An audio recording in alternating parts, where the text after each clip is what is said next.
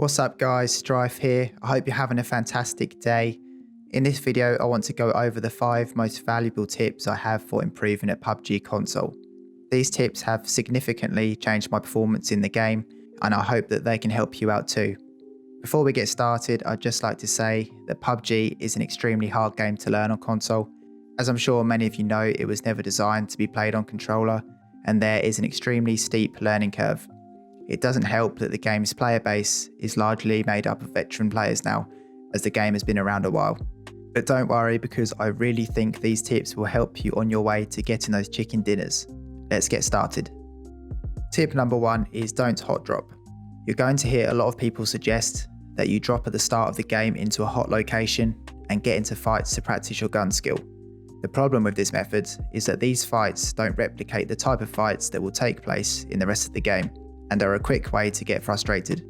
This is because you're going to be taking fights or defending yourself under pressure with limited equipment and most likely a gun you don't want. Not to mention other players will see where you drop and know where you are. A better idea would be to land in a less popular area, maybe with 1 or 2 other players, and focus on finding decent loot before taking on the other opponents nearby. This is going to replicate a normal gunfight in Pubg more precisely, as you should have a decent gun, some healing items, and a vest and helmet. I would also recommend being the predator once you're relatively well kitted out, instead of waiting for people to find you. It's going to help you practice finding opponents and working out the best strategy to get the kill. Tip number 2 is avoid looting compounds and houses after phase 1.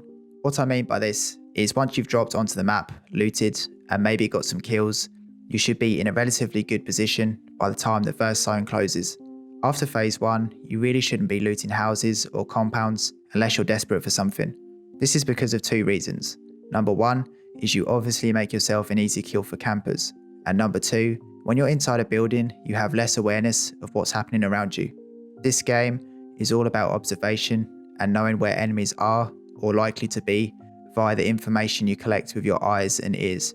Spending unnecessary time looting buildings means you are likely to miss cues of an enemy's whereabouts or be unable to pinpoint their location. This puts you at increased risk of being flanked or being killed by someone you didn't know was there. Don't get me wrong though, if you know someone is hiding in a certain house and you want to try and get the kill, be my guest. What I mean is don't go running into compounds unnecessarily and stay vigilant of your surroundings. Tip number 3 is stay close to the blue zone. Staying as close as you can to the blue zone means it's less likely players will be behind you and catch you off guard. This is particularly important in late game where players cannot survive for long in the blue zone. However, I have found that using this strategy all the way through the match does keep you alive for longer more consistently than any other strategy. Tip number 4 is use dead ground as cover. Dead ground is defined as an area of ground hidden from an observer due to undulations in the land. In my opinion, this is the best type of cover you can have in Pubg for 4 reasons. Number 1, it will provide cover from multiple directions. Number 2, you have a 360 view of everything around you. Number 3, you can see opponents without them seeing you. And number 4, if you are pushed by an enemy, you can easily remove yourself from their line of sight and reposition or even escape the fight.